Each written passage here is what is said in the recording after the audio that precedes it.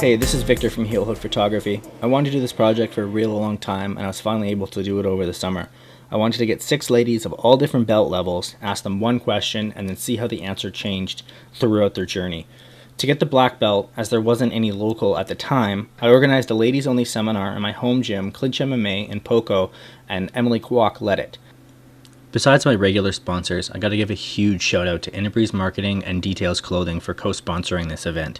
Both of the companies are run by badass females who are part of our BJJ community. Innabreeze Marketing helped me with Heel Hook Photography a couple months ago, and they also promoted this event for me and provided refreshments for the seminar. Details Clothing gave a discount code and gave me 3 gift certificates to raffle off after the seminar. She also gave each of my interviewees a pretty badass tank top. Emily is super chill, and I fanboyed pretty hard when we started the interview, hence why some of the video is a little off. Anyways, here we go.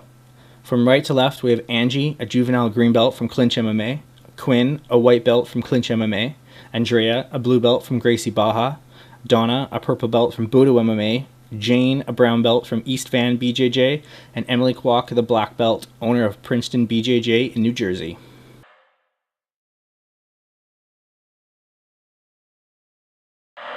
So I had a dream a couple of months ago, and you know, in dreams, when you were young, like, you're like, why am I moving so slow, like I'm walking in water or something?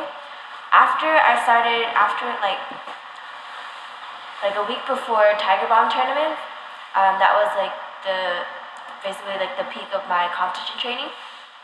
So I had a dream like a week before the tournament, and I was like a ninja, like climbing on buildings and stuff, and I was so fast, and like I beat this guy, and I woke up and I was just like, did it just happen?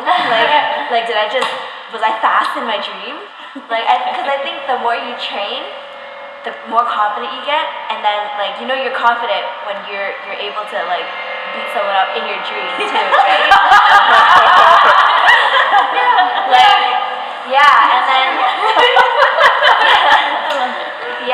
and then like I also have some experiences with my coworkers, and they ask me, they're just like, I work at Sport Check at Metrotown, so then they ask me, they're like, Angie, you train in like MMA and BJJ, right? I'm like, yeah, I do. And they're like,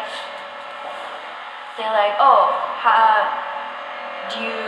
would you ever fight someone like in a street fight? I'm just like, no, I don't fight outside the gym. Like we have certain a certain restraint and like self-respect, and like I'm not gonna fight if I don't have to, like if I don't want to either. Like I'll fight for self-defense, but that's basically about it, other than tournaments, right? Yeah, I think like what I learned on the mats with jiu-jitsu, I apply to just everyday life. You know, when you first start out and you're a white belt and you get beaten up, and you know, but it's about that incremental improvement. You know, our coach always says you try to get 1% better each day, and then so I apply that to my work, to friends. You know, when it's frustrating, you feel like you're being beat down or it's just bogging you down, you just try to get 1% better, and to celebrate that. And I think that's what I take away from jiu-jitsu, just apply to everything. Anyone else? Yeah, I had one, unless you had one. You want to go first? I just wanted to say that my reflexes are amazing since I started jiu-jitsu. Like when I drop stuff, you catch things, you break the fall of things, right? That's all I had to say. When I pull out laundry, it's like practicing the grip. Yeah, so I have a story. I mean, it's a little bit of a downer story, but it has a good ending, and I'm finding that it's become important for me to share this kind of thing.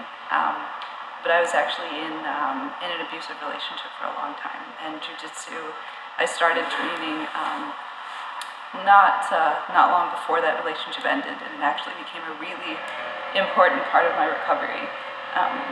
So like, basically training has completely redefined how I see my own body. I see my own body basically as a set of my own choices and my own decisions, and it's very empowering. So I think, it can be a really amazing, transformative journey too. Mm-hmm. For sure. Yeah, I had to subdue a person, put them down, sort of say, at a trail, going on a trail hike in Capilano. Really? Yeah. Basically, the short of it, a woman really tried to, she was a bigger woman. I would say she was about like 180 to 190, about 6'1". And we were on the same trail, and she didn't like it that my dogs weren't leashed, and it's an off-leash trail. So you weren't breaking the law. I wasn't breaking the law. And basically, she wanted to make it clear that she was gonna. The trail was about this wide. She wanted to make it clear that she was gonna come forward and make it clear that she was gonna make a point. Wow. So I stood there. Okay, that's fine. This is an off leash. Okay, I'll put my dogs on leash just for you. As she came walking to me, she made it clear to be like right within my, to say something. And as soon as she touched me, I seonagied her and put her on the ground. And I told her the first mistake you made was touching me. Yeah. So, and then I just, I let her compose herself because she was shaking, and she got up, and as she was walking away, she was cursing, and I said, okay, have a great day. She just kept going. That's what it's like for like people who train. It's like we're calm until the moment you touch us. It was just a basic instinct that as soon as you touch me, that's it, I'm going to react. So it was, I knew it was coming. I was prepared for it. I knew she was going to touch me. Just by her approaching me and being so close and looking down at me and really, basically, almost chest to chest. Exactly. So I knew that I was waiting for it. I was waiting because there was no real, I'm not gonna, there's no point of rationalizing with this woman. I knew it was coming. Were you like thinking about what kind of takedown you're No, it was just pure reaction. Oh, okay. Yeah. As soon as she put her hands on me. And I was with my mom at the time too. My mom's MS, and a woman that's over 60, and she kept saying to her, lady, please, before she is, So my mom was like, that was so fast. That's all she said. She's like, and my daughter was there too. And when I had her on the ground, my daughter said, "Mommy, don't hurt her." Yeah. So I just told her, I was like, I'm in the right here. What you did was wrong. So. Yeah. I think coping mechanisms for sure on every level, whether it's translating literally from on the mat, you're in a really bad position and you will survive and you're going to be okay. And that translates to life and like much of what these ladies are talking about. I think it teaches you resilience, it teaches you boundaries. I think it teaches you how to be okay when you're not okay. Yeah. I mean, this is a bit of a funny story, but I am known to have quite the attitude with people in movie theaters when they talk. No way. And so am I. I'm just one of these people where I'm just like, listen, respect everybody, don't be a jerk, we can all get along. But if you overstep your boundaries in any way, whether it's physically or just you're being rude in a public space and you don't need to be that way, maybe it's wrong, but I will consider myself a public ambassador of get your shit straight. And I will put you back in your place. Because I mean, I've moved away from Vancouver where, I don't know, perhaps things are more civilized here, I don't know, could be wrong. We're civilized in different ways. But there's certain places that I frequent in New Jersey and New York where people have no boundaries. And I think as a culture and as a society, number one, you should hopefully be raised and also teach yourself how to have some self-respect and behave in public spaces, right? Because we all have to live together. And that's a matter of whether you're smoking in my face or you're abusive towards me, whatever it may be. But I think on a secondary level, it's not up to everybody else to police. You can't be a bystander and not do anything when somebody's asking for help. You can't be a bystander and expect somebody else to take down the bad guy. Like sometimes it's necessary for you to do something, and be it small as it is in the movie theater. I think sometimes people just need to be told when they're overstepping their boundaries.